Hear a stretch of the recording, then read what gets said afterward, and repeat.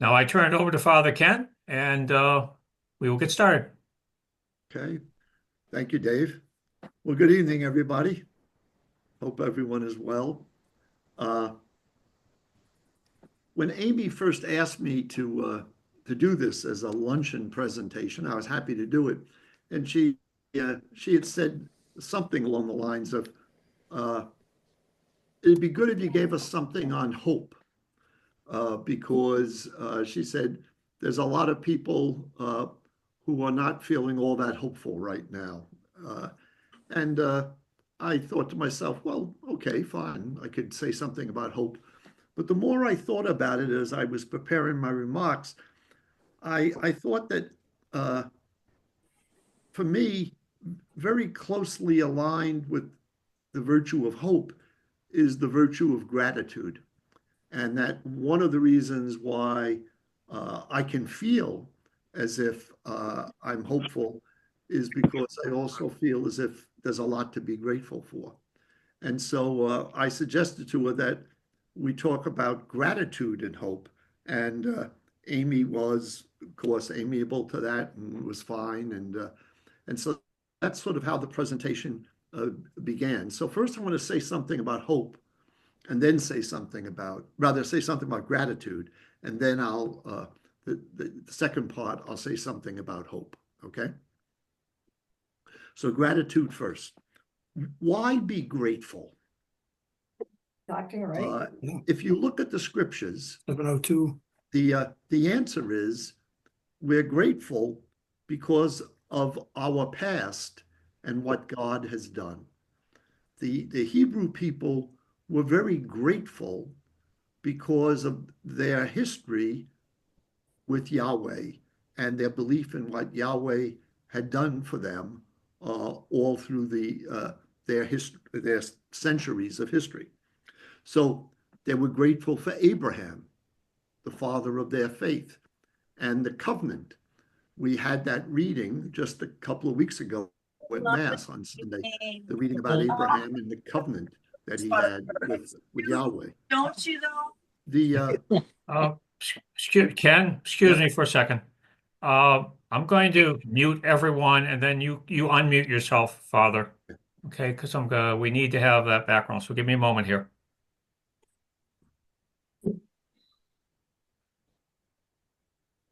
Okay. Okay, can you hear me? Wait, 1 second. No, wait 1 second. Uh, okay, so you can unmute yourself now. Okay, You have to unmute yourself, Ken. Okay, you're all set. everyone can hear me? Yes. Good. So one reason the Hebrew people were grateful was because of Abraham and the offer of the covenant, right? It was simply the experience that Abraham, through no virtue of his own, was chosen by God to have an intimate relationship with God, and that God offered that relationship not only to Abraham, but to all his ancestors, which, as you recall from the famous text in Genesis that we heard again at Mass just a couple of weeks ago, his ancestors would be as great as the stars in the sky, the number of stars in the sky. Then the second great event in the history of Israel is, of course, Moses and the liberation from Egypt. That the Jewish people, and again, we heard this reading just a couple of weeks ago at Lent, that Moses experienced that he was called by God to act act on God's behalf to help liberate the Jewish people from their enslavement in Egypt. And so the Jewish people were regularly grateful for their liberation from slavery and being brought into the promised land. And their acquisition of that promised land and the emergence of the monarchy in Israel, and eventually the great king, their great King David, uh, was also a source of gratitude. And then finally, David's son Solomon builds the temple in Jerusalem, the temple which was going to house the Ark of the Covenant. So the Holy of Holies in the original temple that Solomon built, inside the Holy of Holies was the Ark of the Covenant. Uh, that was as far as the Israel was concerned, that was the holiest place on earth.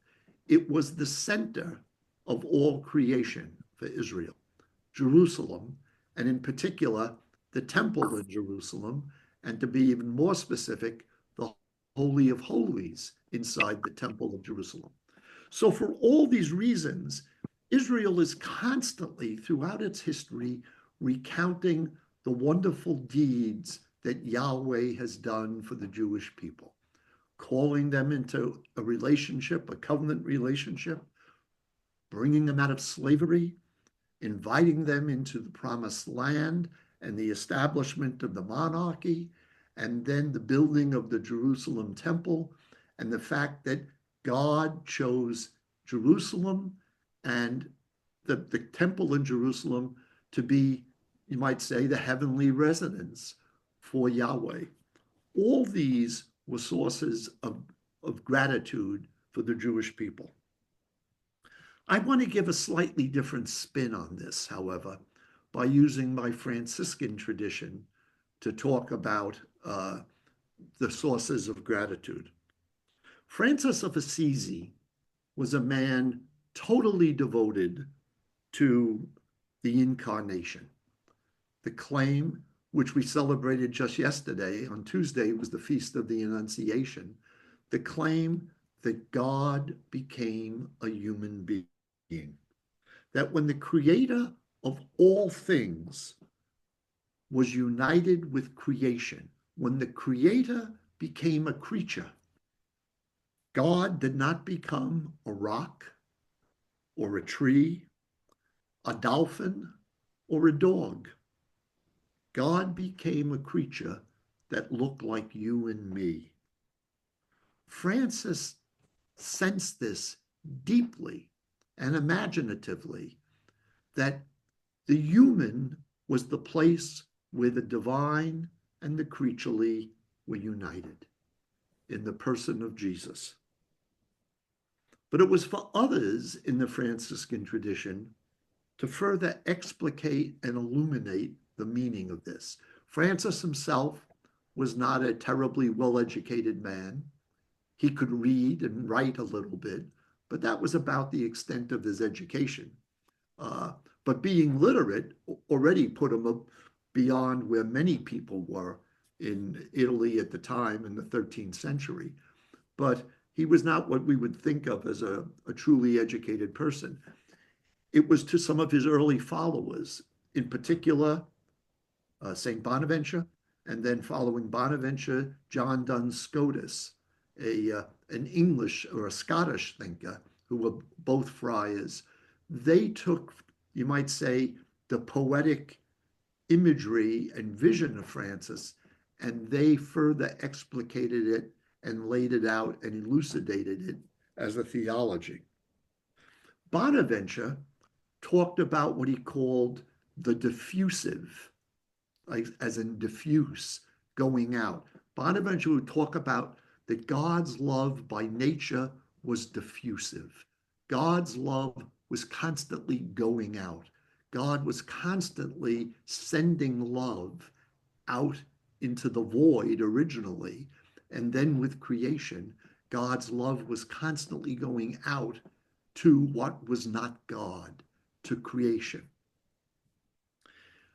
For Bonaventure, God's diffusive love permeates reality.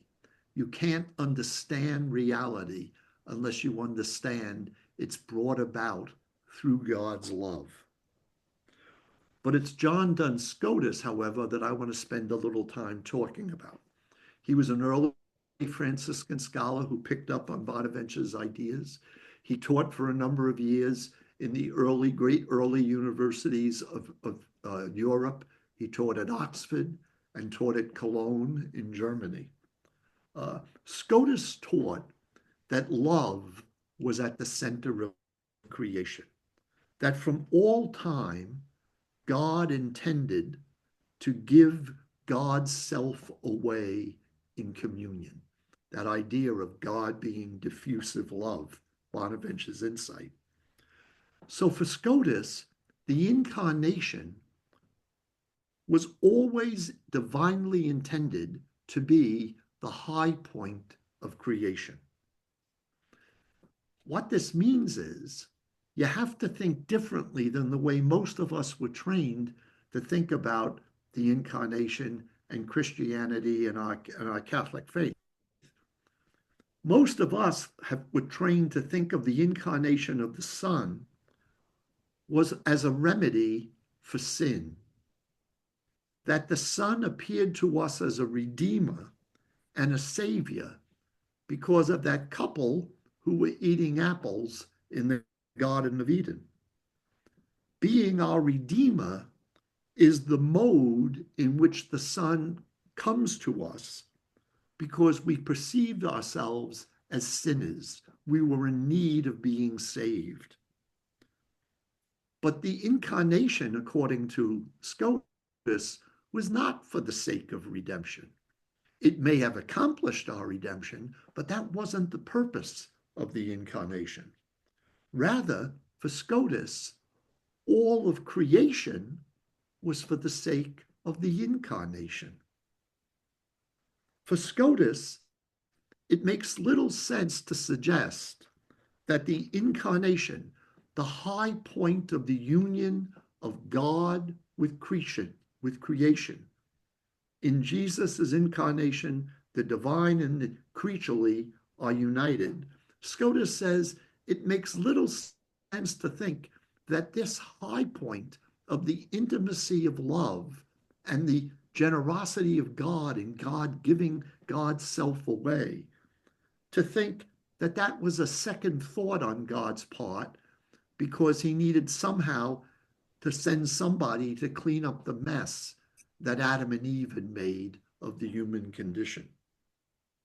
For Scotus, the incarnation, therefore, was not a plan B to remedy sin, but rather it was always plan A. It was always God's plan to share God's self with creation. Scotus maintained that God was always wanted to give the divine self away and to do it in love and to do it in intimate love. And the most intimate way possible was for God to become a creature himself. So the incarnation is not a remedy for sin, but rather it's the fulfillment, the high point of God's plan. From all time, God wanted to enter into intimacy with what God created because creation was divinely loved into existence. And the incarnation was simply the high point of that divine love. And so it's the human person that's the place where creator and creation become one in Jesus of Nazareth. So it's Colossians. The letter to the Colossians, chapter 1, was Scotus's favorite passage in Scripture. Let me just read to you verses 15 to 17. It's a passage I suspect you'll know when I read it. He is the image of the invisible God, the firstborn of all creatures. In him, everything in heaven and on earth was created, things visible and invisible, whether thrones or dominations, principalities or powers, all were created through him and for him. He is before all else that is. In him, everything continues in being. That's the Pauline meditation on the incarnation. And it's perfectly in sync with Scotus's vision 1,300 years later. But in that last verse, there's a second part to the story of creation, where it says, in him, everything continues in being. G.K. Chesterton, the British writer in the early 20th century, Chesterton wrote a little book that was not really a biography of Francis of Assisi, but it's sort of Chesterton's meditation on Francis's life. And in there, Chesterton tells the story about how Francis used to like to go up into the hills around the Rieti Valley where Assisi was existing, and how Francis would love to look across the valley and see his beloved city of Assisi. Now, the thing to understand about Assisi is if you ever see a picture of it, it's like so many medieval Italian towns, it's a walled city. Those Italian towns were always engaged in rather, in wars of rivalry. Siena, Perugia, Florence, Assisi, all these towns in the Tuscan region of north central Italy, they were always vying in competition with each other, trying to be the most prestigious or the most important city, trying to get a leg up on the others economically or in other ways.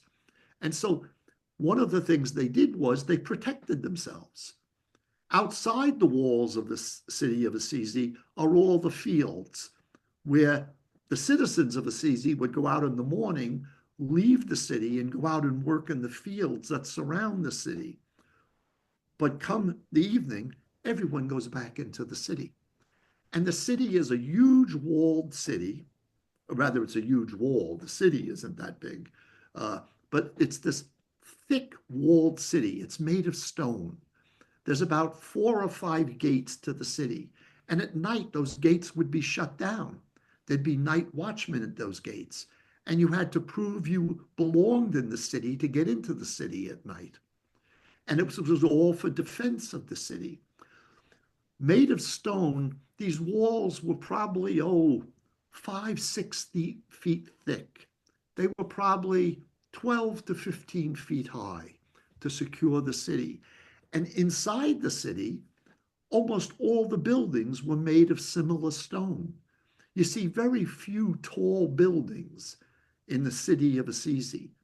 The tallest buildings might be a church that may be 3 stories high, but a typical building would be 2 stories. The bottom floor would be a shop or a workshop or a little factory or whatever, and the second floor would be the residence for the person who owned the shops. But these were all thick stone wall buildings. And so when you see Assisi, even now, today, if you ever got a chance to see it or be there, it's you get this sense of solidity, stability, but also kind of a heaviness and a weight to the city. And Chesterton says Francis's vision was, and he portrays Francis as this kind of joyful, happy-go-lucky figure who's doing somersaults as he's rolling along in this hills of Assisi, looking across the valley to his city. And at one point, when he's looking across the valley and he's upside down, he sees the city upside down. And all of a sudden, he realizes that here's Assisi, this heavy, massive stone complex that gives it some weight and some seemingly, you might say, security. But now he sees the city upside down. And all the weight and the mass and the solidity that was previously there now actually makes the city seem in peril. Because now all that weight and that mass is hanging over the abyss. And precisely what made the city seem secure, now when you see it the other way, it makes the city seem to be at great risk. And Francis's vision is that what gives Assisi security is what gives all of creation's security, not its own features, its weight, its stability, its security. None of those things matter. What gives Assisi stability and safety is God holds it in existence. God is what sustains Assisi in existence, not what the fathers of Assisi did in building it, but what God does in holding it over the abyss and sustaining it in existence. Without the graciousness of God, there would be no world at all, Francis comes to realize. Everything would collapse into unimaginable nothingness. A very striking metaphor comes from a British theologian, a Dominican named Herbert McCabe. He put it this way, and I think it's a very useful way of thinking about this view of creation. McCabe suggests that the Creator makes all things and keeps them in existence from moment to moment. And he says, don't think of creation like a sculptor who carves and shapes a statue, and then there it is, this solid mass of stone or marble that's there, and it's created and made once and for all, and the sculptor then can walk away and go on to something else, and the statue remains. He says, think of it much more as an act of creation. It's more like a singer singing a song. If the singer stops, the song stops. And he says, that's how God creates. God is constantly singing the song of creation. And that's why the song goes on. Or Elizabeth Johnson, who's a very fine theologian, recently retired from Fordham University. Elizabeth puts it this way: creation is a continuous, in-person, live performance by God. Creation is an ongoing, life-giving relationship between the Creator and creatures. And that's what marks the deepest identity of any creature. To see the world upside down, for Francis, this brought home the complete and utter dependence of every creature. None of us is self-sufficient or self-sustaining. This experience is what philosophers would refer to as the experience of contingency. That is, you and I are contingent beings.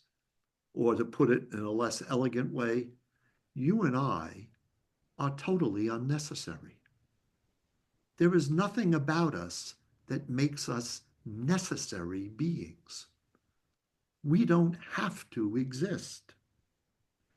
And so when you think of it that way, that none of us necessarily exist, then we ask, why do we exist? Faced with the contingency of the reality of our creatureliness, then you're faced really with one of two options. When you realize that you and I are so limited, none of us can save the people we love. I suspect many of us have already had the experience of losing people we love. And there was nothing that either any of us could do to save those people.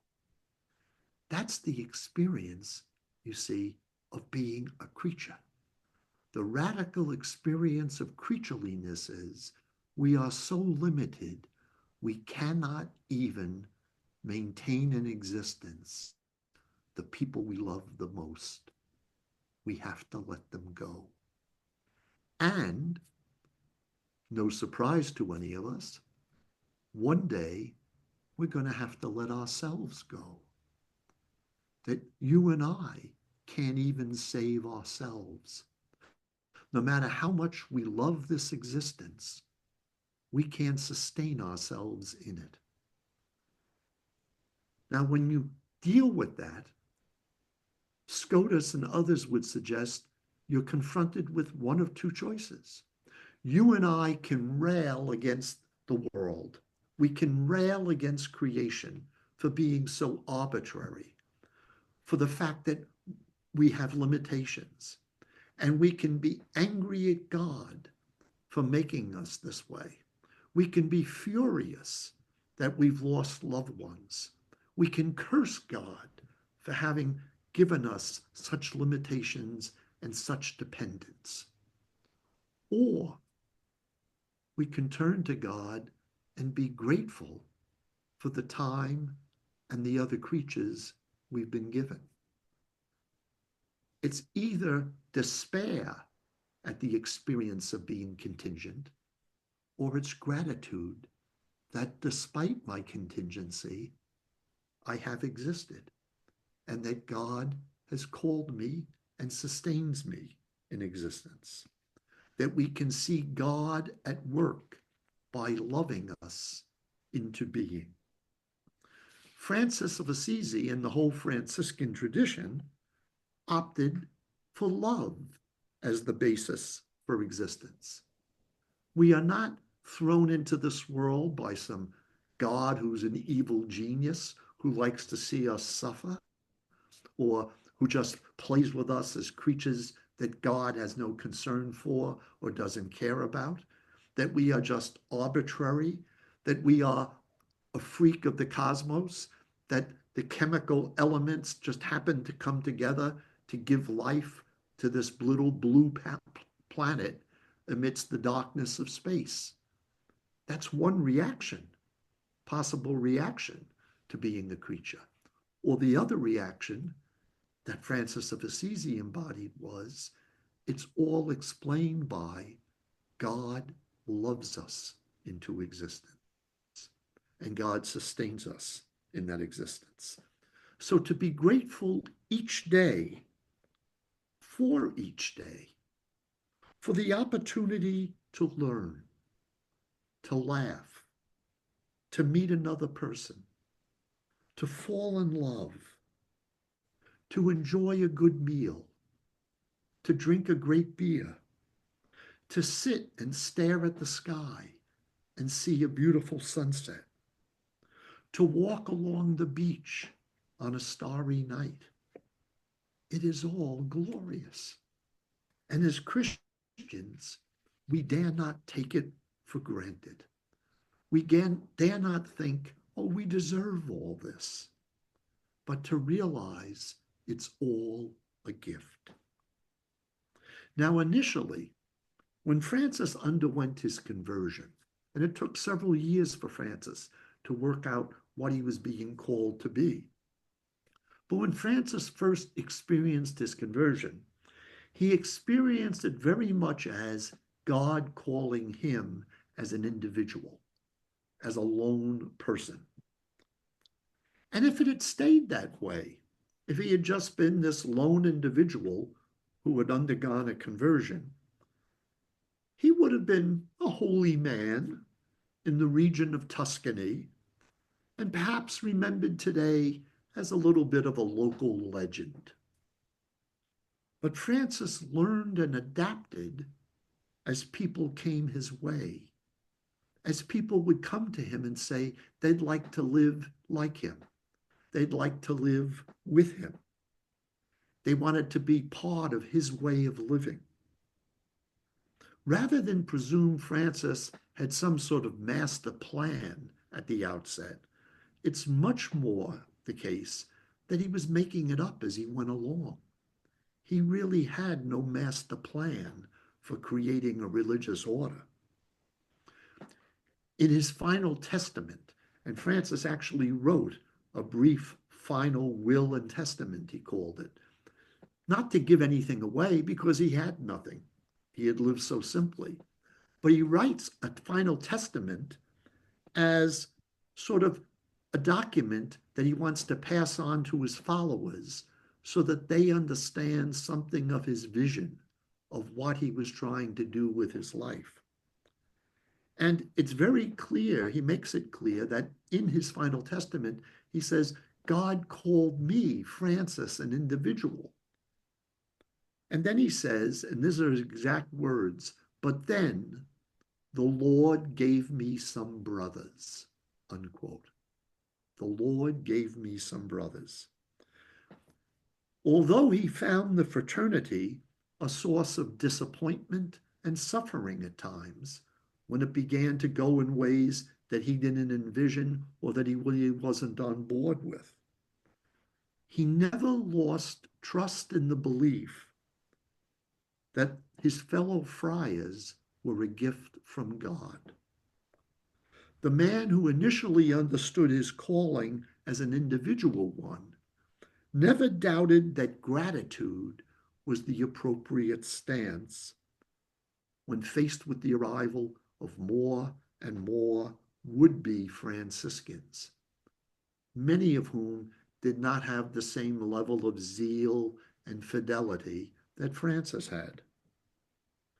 But he came to see the other, one's brothers and sisters, as gifts from God, to be valued, to be cared for. And that encouraged an attitude of reciprocal care and gratitude among members of his community. To cultivate the virtue of gratitude in our lives, not to take our parents for granted, our friends and siblings, colleagues at work, neighbors where we live, the random encounters we have with people on an everyday basis. The people who come into our lives, often uninvited and unexpected, are really crucial. There's a story I may have told you before. I'm not sure if I had mentioned this one time in a homily or something at St. Francis, at St. Vincent's. I was 25 years old. I had graduated from Siena, and the summer after I graduated, I joined the Friars. And I had spent 4 years in novitiate and then 3 years in studies down in Washington. And at the end of those 4 years, which was sort of like a sort of extended engagement, I had to make a choice. Will I marry this Franciscan community? And will they take me in? They at that point had to have a vote on me, and I had to have a vote on them. Well, I had decided to ask to take solemn vows. I'm 25 years old now. It's the summer of 75, and I'm in New York City at our headquarters, St. Francis Church, which is on 31st Street in Manhattan, right around the corner from Penn Station and Madison Square Garden. And it's a Friday night. The vow ceremony is going to be Sunday in the late morning.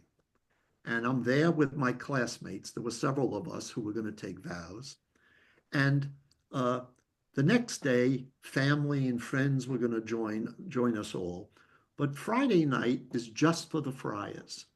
And the friars in New York throw a big rooftop party. We're up on the roof of the friary in Manhattan, and we're having this cookout up on the roof. And any friar who wants to come to it comes.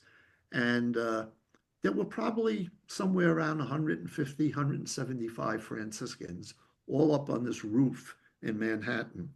And everyone is having a good time and drinking beer or wine and, chowing down on hamburgers and ribs and things like this. And I all of a sudden get this feeling that I don't know, I'm getting antsy. And I was normally fairly outgoing and fairly extroverted among my fellow friars, but I find myself kind of withdrawing, and I'm going off and a part of the roof where I'm sort of by myself. And I'm beginning to say to myself, uh, solemn vows, forever. And forever looks like a long time when you're 25. And I'm beginning to ask, can I do this? Should I do this? And a friar was a friend and is a friend, passed away now, but he was about 10 years ahead of me. And he comes over to me and he says, Kenny, what's wrong? And I said, well, John, I'm just thinking, solemn vows, forever. I don't know. Maybe I need more time. I'm not sure. And he said to me something that I've never forgotten. He said, Kenny, tomorrow you're going to process into that church.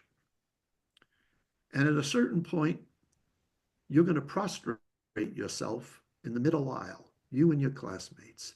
You're going to be lying on your belly. And all the rest of us are going to be praying over you. And when that's done, you're going to get up and you're going to walk up to the altar and you're going to take vows of poverty, chastity, and obedience. And then you're going to process out. And as you're walking out, you won't be one bit more poor, more obedient, or more chaste than you were when you walked in.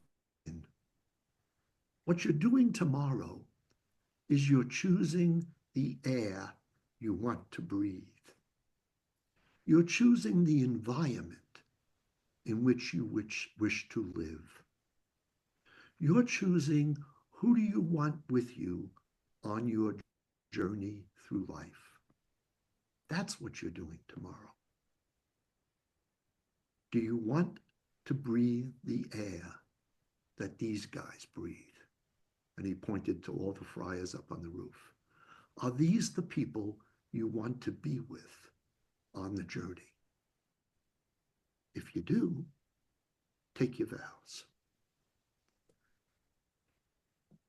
The mentors, the friends, the family members, the colleagues, the neighbors we have. You and I rely upon them throughout our lives. We draw upon them. We learn from them over the years. One of my favorite sayings is, we all drink from wells that we did not dig. We have all been warmed by fires that we didn't light. To wake up each day and thank God for another day. It may be a day of hard work. It may be a day of tense moments. It may be a day of boredom. It may be a day of relaxation and fun. But whatever kind of day it is, there will be something to be grateful for if we make the effort to look at it. It may be a day with a big screw up, but that just provides us with the chance to ask God for forgiveness. Be grateful for that. Gratitude for all those people who enter our lives and enrich it. Gratitude is a virtue that really transforms the way we look at life. It changed Francis's life, the life of those early friars. It changed the way I thought about taking vows. It changes the way you and I go through our days and years. The attitude aspect is crucial. Gratitude is not simply a passing emotion.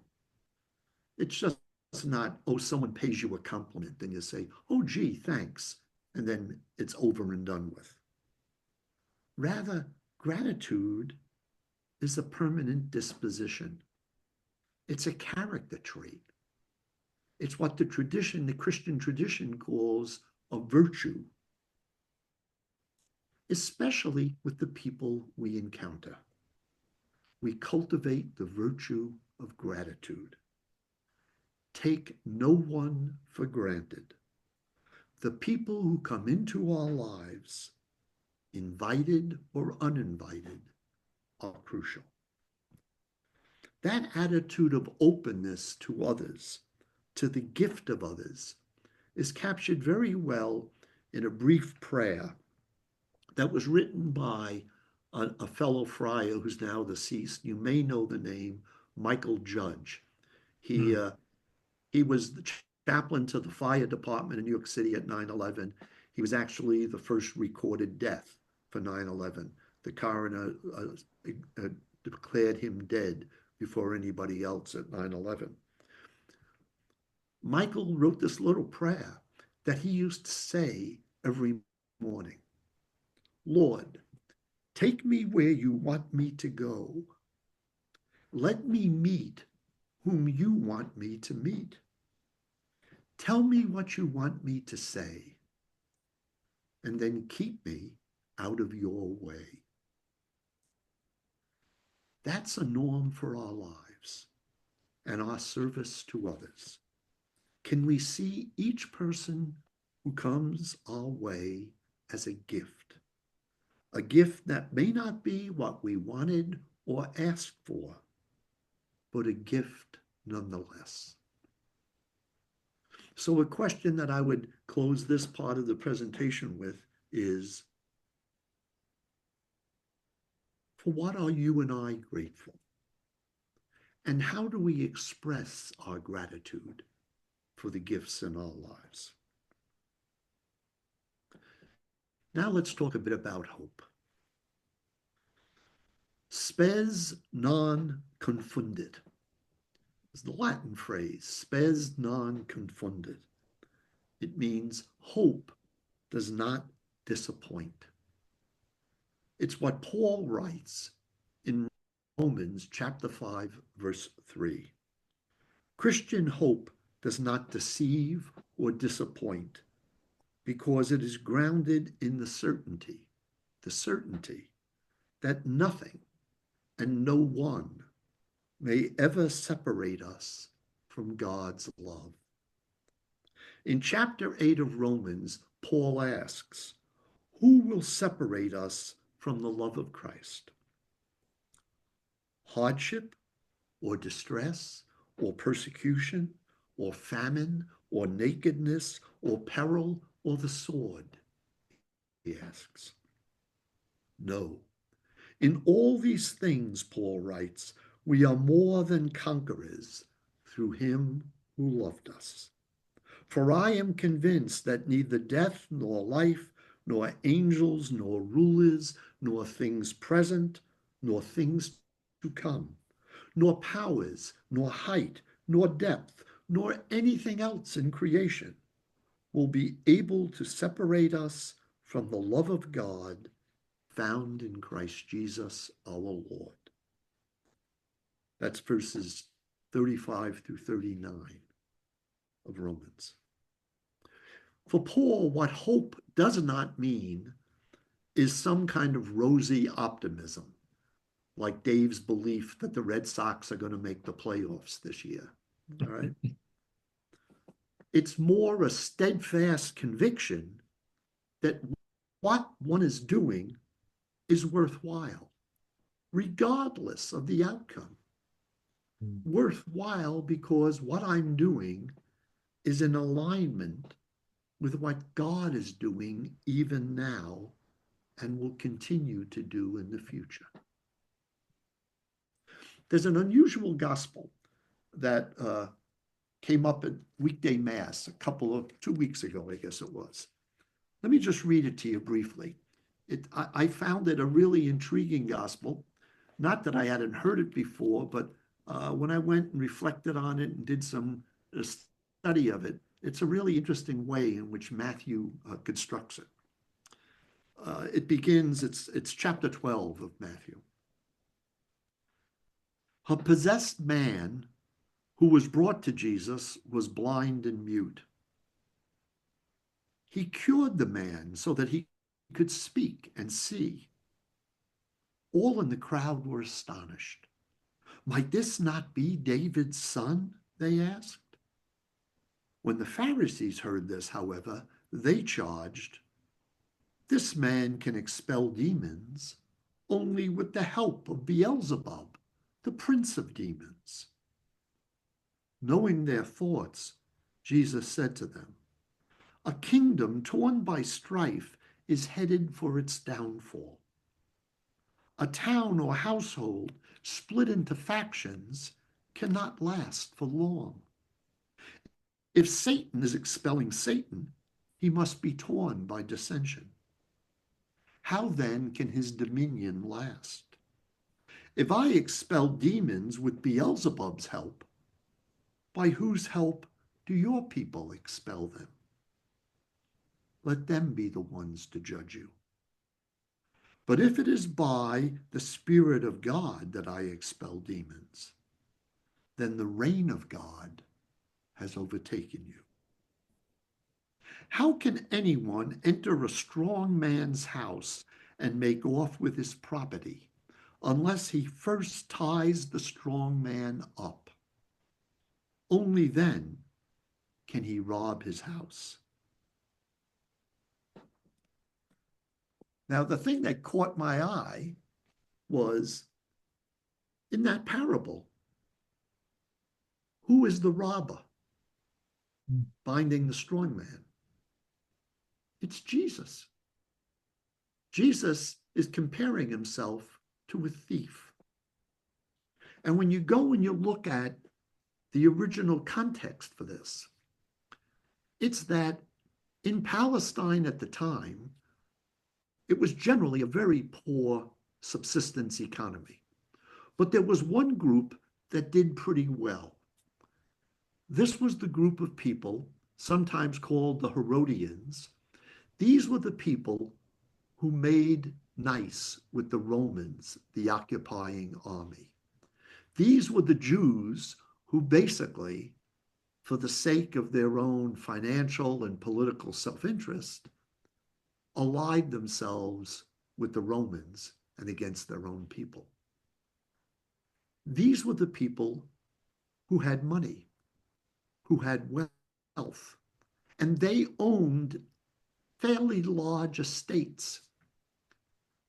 They would live in Jerusalem, but go out beyond Jerusalem to their country estates at certain times of the year or certain seasons of the year. But for the other times, when they were not on site in their estates, the poor of the region would very commonly go to these estates and loot them and rob these estates. And so what began to arise was the rich would hire certain strong men, out of work Roman soldiers or Roman soldiers looking for overtime. They would hire these people to guard their estates while they were away. And that's what Jesus is referring to, you see, is if you want to rob a house, the first thing you got to do is you better tie down the strong man, or you're not going to successfully rob the house. And then when you rob the house, once you bound the strong man, then you can rob the house.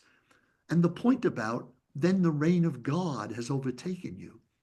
What Jesus is suggesting, you see, is the world in which he lives is in the power and the grip of Beelzebub. And when he is expelling demons, he's showing that he is beginning to bind the strong man. He's beginning to overtake the forces of evil and darkness in the world that he knew at the time. And he's saying, first of all, if you think I work for the Beelzebub, why would Beelzebub bind his own people? But if I do this, it's because the reign of God is overtaking you. And I bind the strong man so that the reign of God can grow and be in your midst. What he's really doing, you see, here is he's giving people a reason for hope. That the world is not simply in the control of darkness. It's not simply in the control of the strong, the powerful, the evil forces of the world or of society. But there is someone who is coming in with a stronger power who can bind the strong man. And that is the one who is the agent of God's reign. That is Jesus. He understood himself as being the one who initiates God's reign and power in the world that he knew. That's the message, you see. God's power is greater than the forces of evil. That's why he thinks he and his followers should have hope. They see what God is doing and beginning to do in the world. A name you might know, Elie Wiesel, famous Jewish writer who was a survivor of the Holocaust, Nobel Peace Prize winner, writer of a number of wonderful books and reflections. But Wiesel says, what makes a Jew is the inability not to hope. What makes a Jew is the inability not to hope. Jewishness consists, Wiesel says, in persisting, in going on despite the troubles that Jews have known throughout history. Next year in Jerusalem is the saying that many Jews will have. And they often say it at Seder's. Next year in Jerusalem. No matter what our present situation, perhaps next year we will be in Jerusalem. The structure of hope is the conviction that a new world is being built, despite the presence of darkness in our midst. A new gift from God is at work on our behalf. And this new gift from God is at work critiquing, dismantling, beginning to transform the present age, which is so characterized by injustice and violence. It is characteristically Jewish to hope for newness from God, according to Wiesel. Hope, you see, is not rooted in the present situation. It's rooted in the trust that God is changing the present situation. Hope is preserved precisely in the face of mockery and taunts from one's enemies when you look at the Psalms. The Psalms are filled with prayers that are really acts of resistance. Despite the fact that my enemies taunt me and put me down for my suffering, I will stay faithful to Yahweh, who will bring something new into my world. You know, when you're anxious about yourself, or when we're lonely, when we feel cut off, that's when we curve in on ourselves. When we get depressed, when we get sad, we begin to look in on ourselves. There's a darkness ahead of us in our politics. When we commit ourselves to something that transcends our present situation, that brings us beyond our present situation and leads us into a new way of being, that we can have compassion for the less well off, that we can have love towards others, that we can be patient in our dealings with our enemies. That's what hope does. it reverses this tendency to collapse in on ourselves and moves us out towards others. Now, I think we have to be very realistic here. The ancient world thought about love in three categories. And in fact, the Greeks had three words for love. There was love as philia, which is love as friendship between peers, where it's reciprocal. There was love as eros, from which we get our word erotic, love as passion for another. But there was also love as agape. And agape is the word that's used for love throughout the New Testament. Agape is a love that is giving of self, that is an emptying of self. In Philippians chapter 2, St. Paul refers to Jesus as he did not deem equality with God something to be grasped at, but rather he emptied himself, right? And the word there is kenosis. Kenosis is this Greek idea that you pour yourself out. You give of yourself without counting the cost and without expecting reciprocity. So agape, kenosis, this is the language of Christian self-understanding in the first century. That to be Christian is to love agapeically, canonically, to give of oneself without asking, what do I get in return? This is, as you know, or perhaps you don't, but it is a Jubilee year. And when St. Paul declared the Jubilee year back in the fall, that 2025 was a year of Jubilee, in his message declaring it, here's what he wrote. In this way, we learn to practice a virtue closely linked to hope, namely patience. In our fast-paced world, we are used to wanting everything now. We no longer have time simply to be with others. Even families find it hard to get together and enjoy one another's company. Patience has been put to flight by frenetic haste, and this has proved detrimental, since it leads to impatience, anxiety, and even gratuitous violence, resulting in more unhappiness and self-centeredness. Francis goes on. Now there is much place for patience, nor is there much place for patience in this age of the internet, as space and time yield to an ever-present now. Were we still able to contemplate creation with a sense of awe, we might better understand the importance of patience. We could appreciate the changes of the seasons and their harvests, observe the life of animals and their cycles of growth, and enjoy the clarity of vision of St. Francis. In his Canticle of the Creatures, written exactly 800 years ago, Francis saw all creation as a great family and could call the sun his brother and the moon his sister.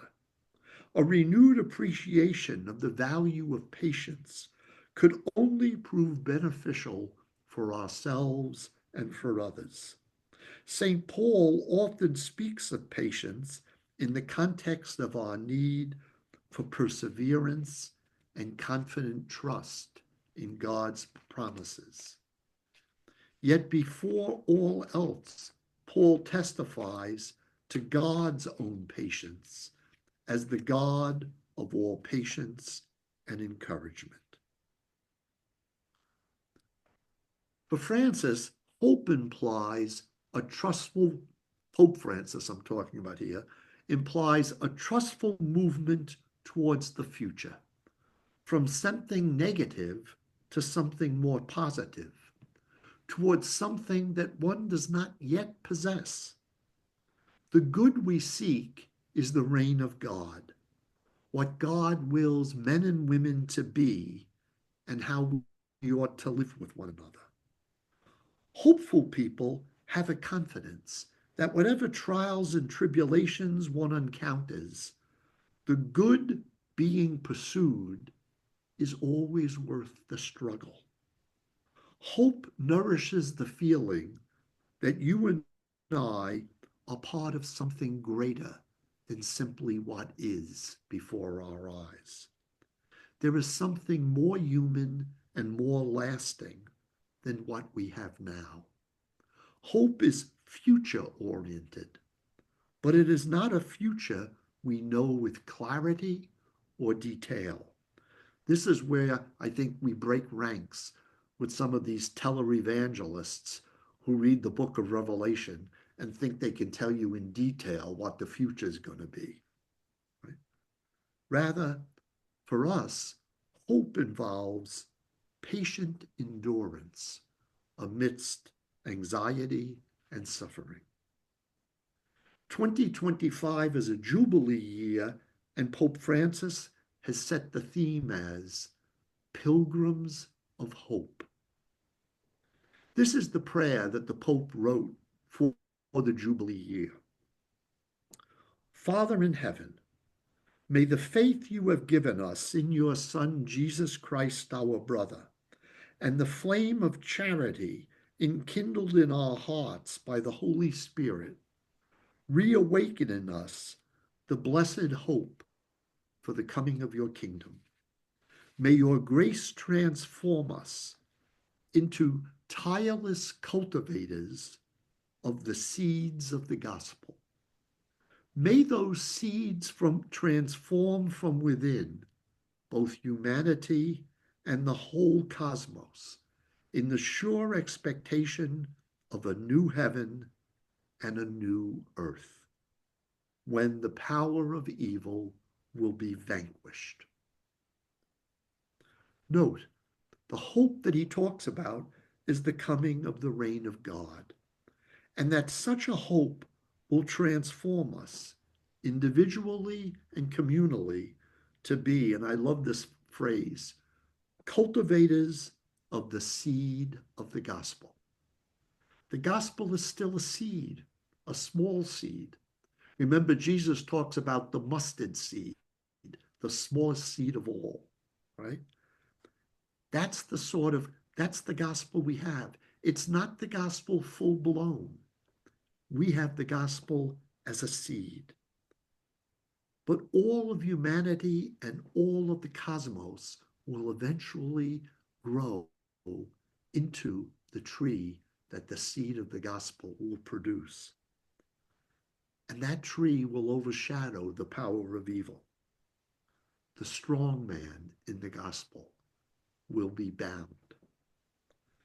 It's not hope that you and I will win the state lottery, or that our kids will get into the school or the job that they desire.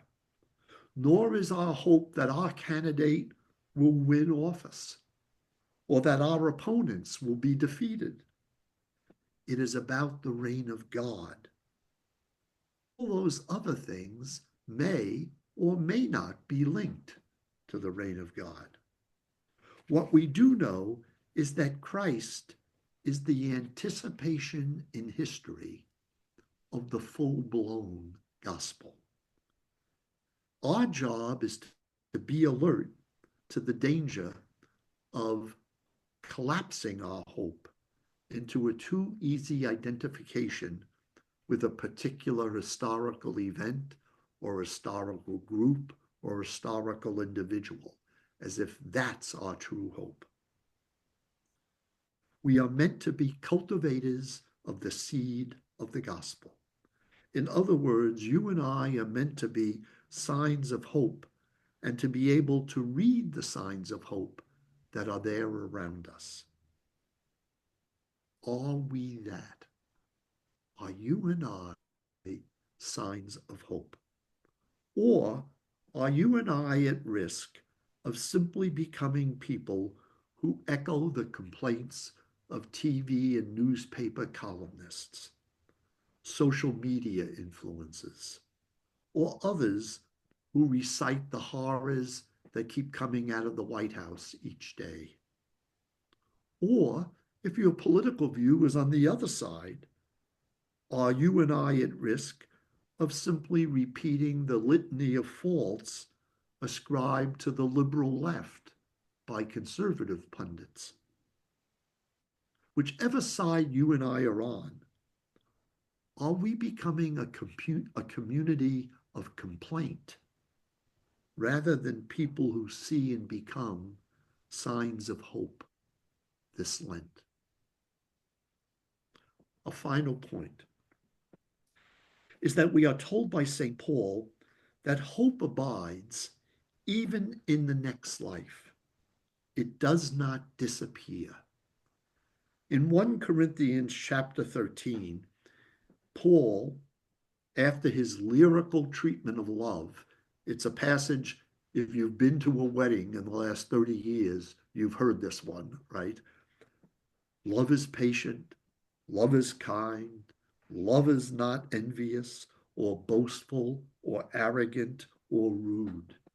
It does not insist on its own way. It is not irritable or resentful. It does not rejoice in wrongdoing, but rejoices in the truth. It bears all things, believes all things, hopes all things, endures all things. Love never ends. But Paul then goes on beyond that passage, and he says, but as for prophecies, they will come to an end.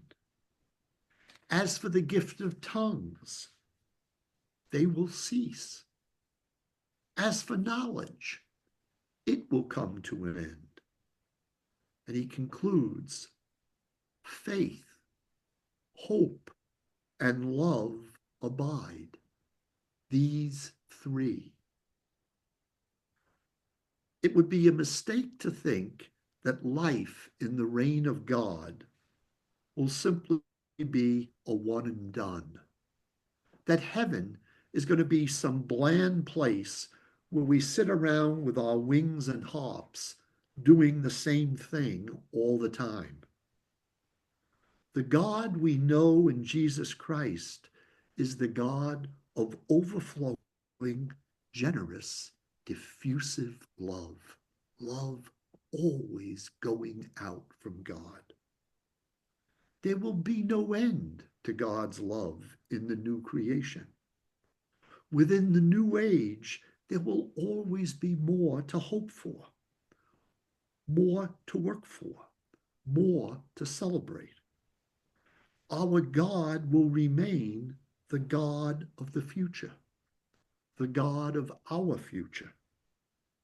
We will never exhaust our knowing and experience of the mystery of God. It will be like a glorious love affair where we just keep falling deeper and deeper into the mystery of divine love, a love that sustains us here and in all eternity. So that's my thoughts on gratitude and love, gang. I hope it made some sense to you and you got something out of it. We can take a moment, I guess, for a few moments. We'll end fairly quickly, but if you have a question or a comment or a reaction, Dave, I'll let you monitor this. Sure. Just raise your hand and I will have you on mute yourself and make your comment or question.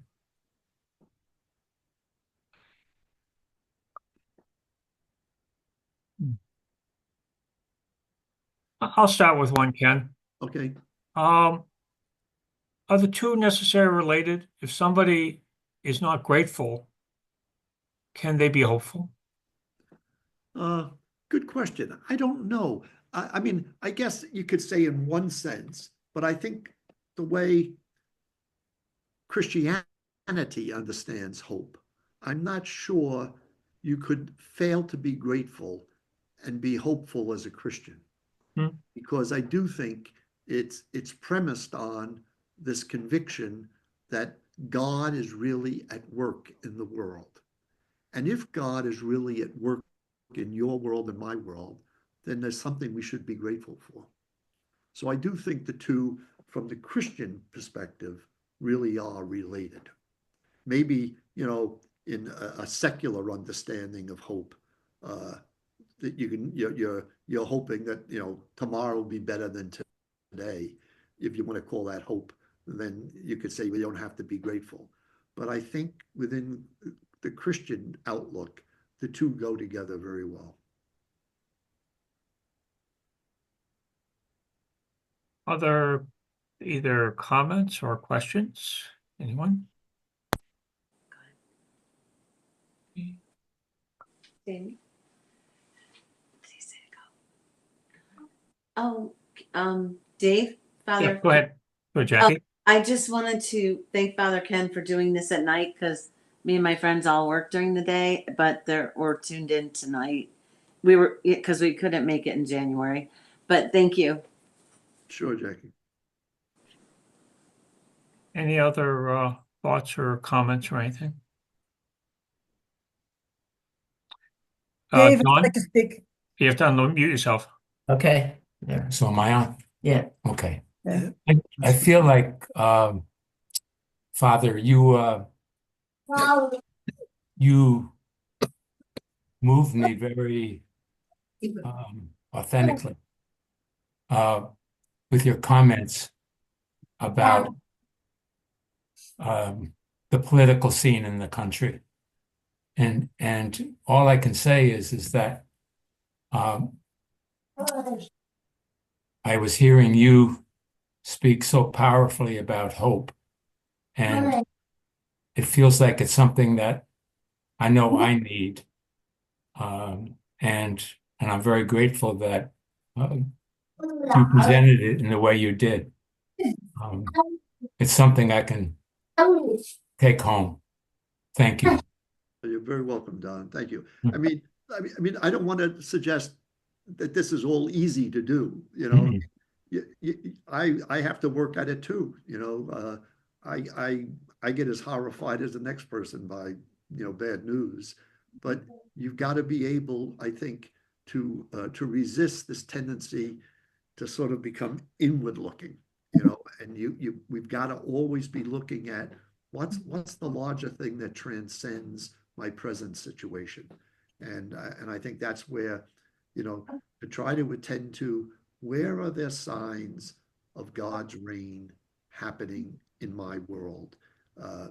Where are there signs that the strong man is being bound?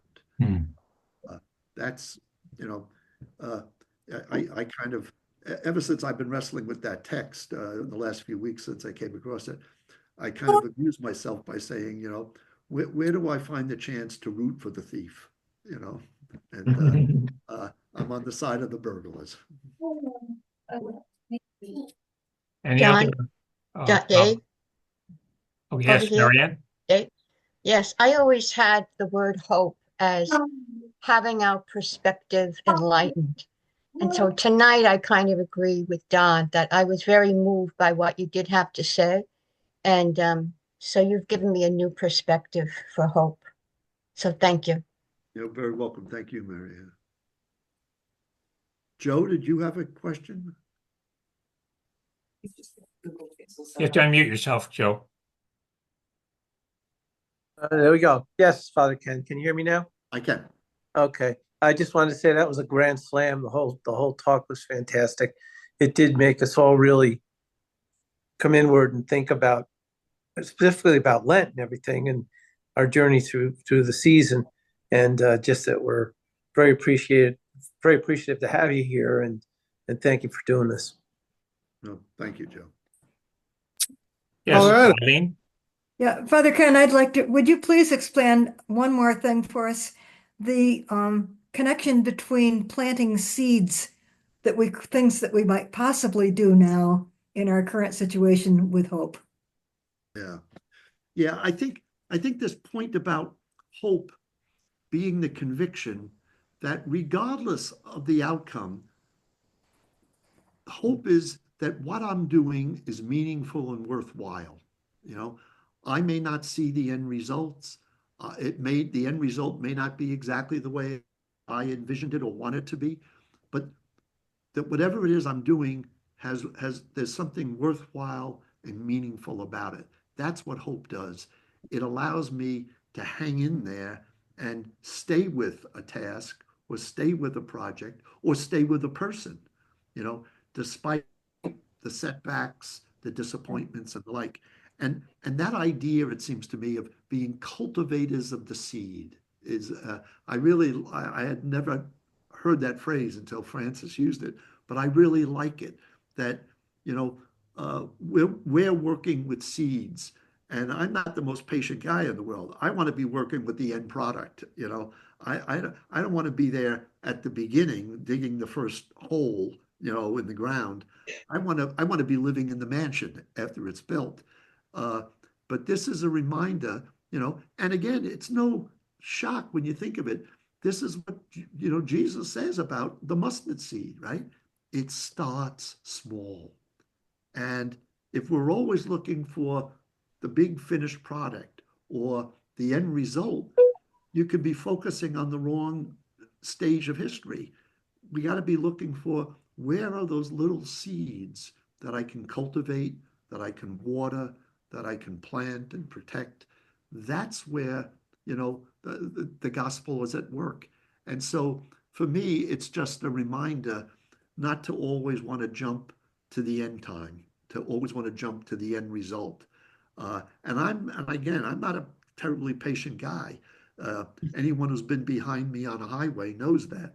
I am not a patient person, but this is a reminder that really much of our life is really being cultivated of the seed, and somebody else comes along and reaps the harvest. But if it's really the gospel, then it's worth working with that seed, and that's the task, to make sure the little projects, the little events, the seemingly insignificant relationships that I might have with somebody, that's really about the gospel. And how do I cultivate that seed? And that's what's meaningful and purposeful, even though I don't get to see, the finished product. So I guess I hope I'm answering your question. Thank you. That was great. Thank you. That's how I understand it, or that passage. Ruth? I think that I just want to say that what's helping me get through these days is Richard Rohr's discussion about order, disorder, reorder. And I think we're in disorder right now, but I'm hopeful for reorder. Yeah, Yes. BJ. Google Pixel number 7A. Sorry. Yeah, this is Google Pixel 7a here. Thank you, Father. It was really insightful on so many levels. One of the things that Andy and I talk a lot about is there's macro level hope and micro level hope. Mm-hmm. I am someone who I do pretty well at the macro level. This isn't through no fault of my own. For whatever reason, we joke that I could lose my whole family, I'd be fine. If everyone in my family just magically had cancer tomorrow, I'd be like, well, God is still good. But if I spilled my coffee on the way to work, then it's all over. So I don't know. Do you have any thoughts about how to tack between, what does hope look like on those really micro levels of everyday life, where obviously if I say it out loud, these small tragedies of daily life, I know that they don't mean that God is no longer good and the kingdom is still coming, but experientially they feel bigger than macro level things to me so many times. Yeah, yeah. Well, Stalin had a line years ago, that the death of millions is a statistic. The death of one child is a tragedy. Mm-hmm. And so I think your experience is not unusual. That, at the macro level, it's almost like beyond what we can grasp or comprehend. But the micro level touches me at this moment in my life, and therefore it impinges upon me in a way that makes it seem maybe more important than it is. And so, like you say, sometimes you have to say it out loud to realize what am I getting upset about? It's a cup of coffee that I probably didn't even need, I could have done better without it. And that may actually be a clue to one of the ways of dealing with it. Sometimes we need to externalize it, and then you realize it's not that big a deal when I think about it. If you keep it within your head, it just keeps growing inside our heads. But you say to somebody, boy, I had a really bad day today. I spilled coffee. And they say, that doesn't sound too bad. Then it kind of puts it in perspective.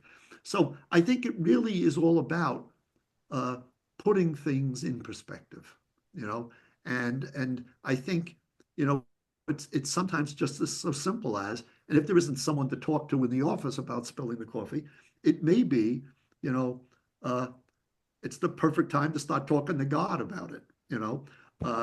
I find for myself, increasingly as I get older, one of the best places I have for praying is in my car, because one, I need to do it to keep me from, giving the person next to me in the next lane the bird. But beyond that, it really is a place where I find myself alone, and I'm there in that little hermetically sealed, vehicle, and I can really talk to God. And so, and you begin to say things like, yeah, I'm running behind, and I'm getting all nervous.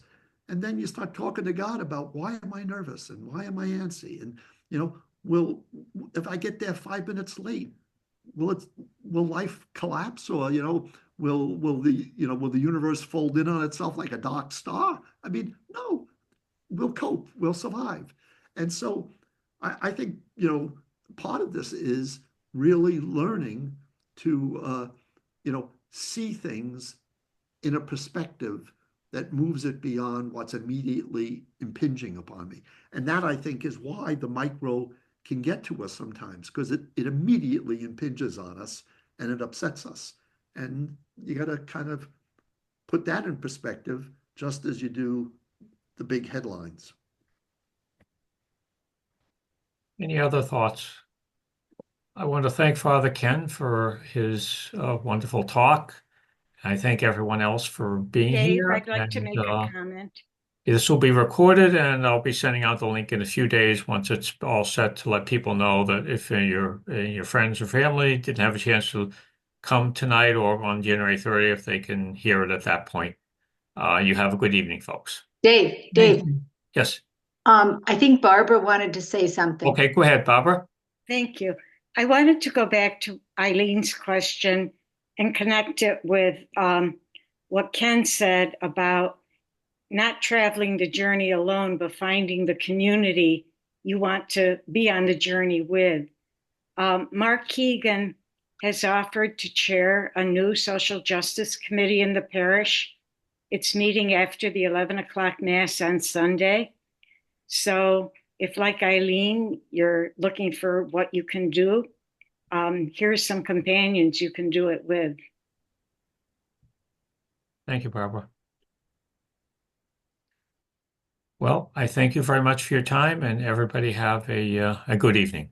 Take care. Thank you, Father. Thank you. Thank Thank you. you all.